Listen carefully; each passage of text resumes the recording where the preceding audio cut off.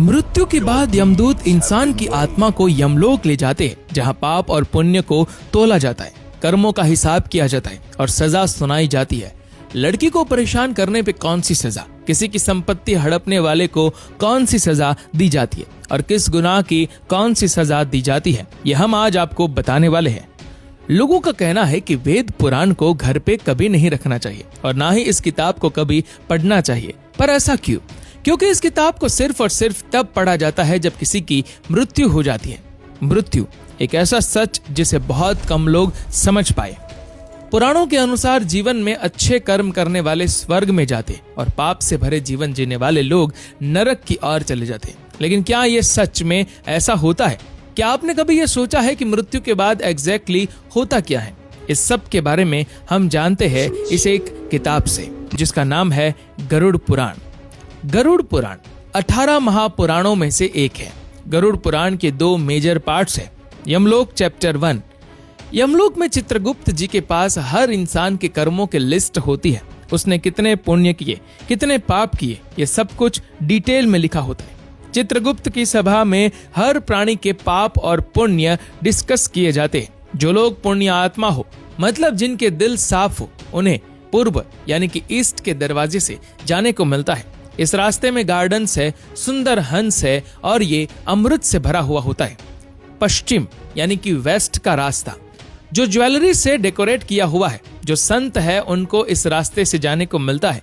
जिन्होंने अपने जीवन में दान किया हो या जिनकी मृत्यु किसी तीर्थ के पास हुई हो, उन्हें उत्तर यानी कि नॉर्थ के रास्ते से यमलोक जाने को मिलता है।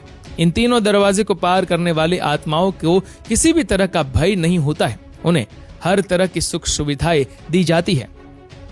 और जिन लोगों ने पाप किए हो, दूसरों को दुख पहुंचाया हो, उन लोगों को दक्षिण के द्वार से यमलोक पहुंचाया जाता है और इस द्वार की दूसरी तरफ उनके बुरे कर्मों का फल उनका इंतजार करता है, क्योंकि वहां उनकी मुलाकात होती है धर्मराज के भयंकर अवतार यमराज से, जो उन्हें उनके पापों की सजा देता है।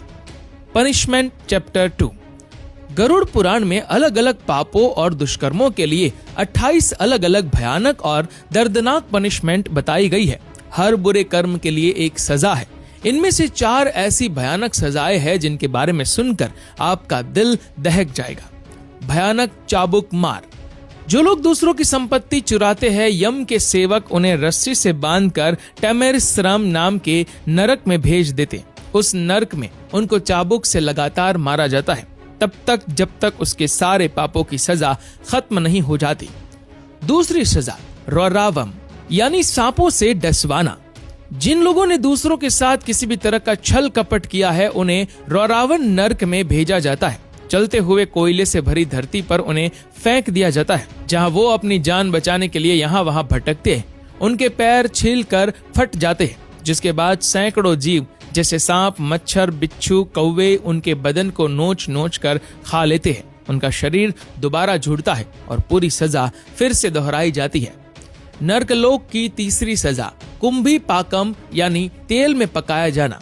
जो लोग दूसरे लोगों को अपने फायदे या मजे के लिए नुकसान पहुंचाते हैं, उन्हें कुंभी पाकम नरक में भेजा जाता है, जहां एक बड़े से बर्तन में उबलते हुए तेल में उन्हें जलाया जाता है।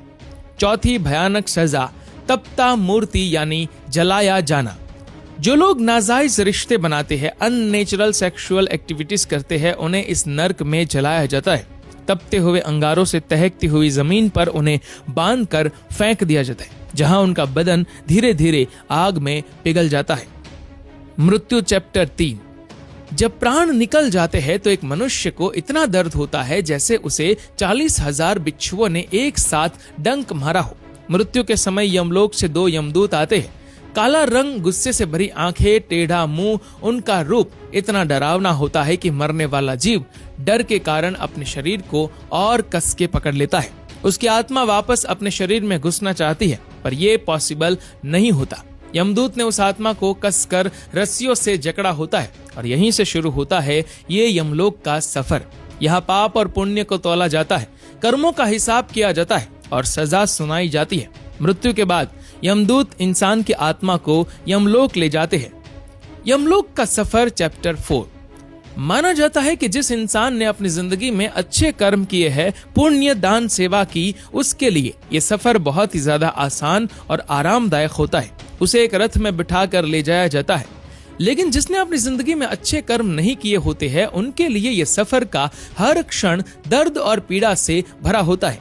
इस पूरे रास्ते में 16 स्टेशन क्रॉस करने होते। रास्ते में कहीं बर्फीली हवाएं तो कहीं आग की बारिश होती है, कहीं उसे घने जंगल में जानवरों का सामना करना पड़ता है, तो कहीं लीच से भरे कीचड़ में गिरना पड़ता है। आत्मा रोने लगती है, लेकिन यमदूत बिल्कुल भी दया नहीं दिखाते। इसके बाद आत्मा को कोड़े मारकर अपने पूरे जीवन में किए हुए सारे पापों को याद कराया जाता है। कर्मा चैप्टर 5। इन सारी सजाओं के पीछे का कारण होता है कर्मों की सफाई करना, इंसान को उसके पिछले कर्मों से मुक्त करना और उस आत्मा को शुद्ध करना। जिस इंसान ने जितने पाप किए हैं उसे उतनी सजा मिलती है, और जिसने जितने पुण्य किए हैं उसे उतना सुख। लेकिन दोनों का ही पर्पस होता है आत्मा के कर्मों को बैलेंस करना, क्योंकि ऐसा हो जाने के बाद आत्मा अपने सारे बॉडी अटैचमेंट से अलग हो जाती है और उसके पुनर्जन्म का प्रोसेस शुरू हो जाता है। गरुड़ पुराण में भगवान विष्णु कहते हैं, जिस तरह इंसान कपड़े बदलता है उसी तरह आत्मा भी शरीर बदलती है, लेकिन एक मानव शरीर मिलना बहुत ही भाग्य और कष्ट की बात है। गरुड़ पुराण के चैप्टर 4 में विष्णु जी गरुड़ देव को बताते हैं, एक जीव को 84 लाख बार अलग अलग योनियों में जन्म लेना पड़ता है। वो कभी कोई कीड़ा बनता है, कभी कोई पशु या पक्षी, या फिर कोई पेड़ बन जाता है। ऐसे ही 84 लाख बार अलग अलग रूप में जन्म लेने के बाद जब उसके पाप और पुण्य बराबर हो जाते हैं, तब मनुष्य जीवन की प्राप्ति होती है।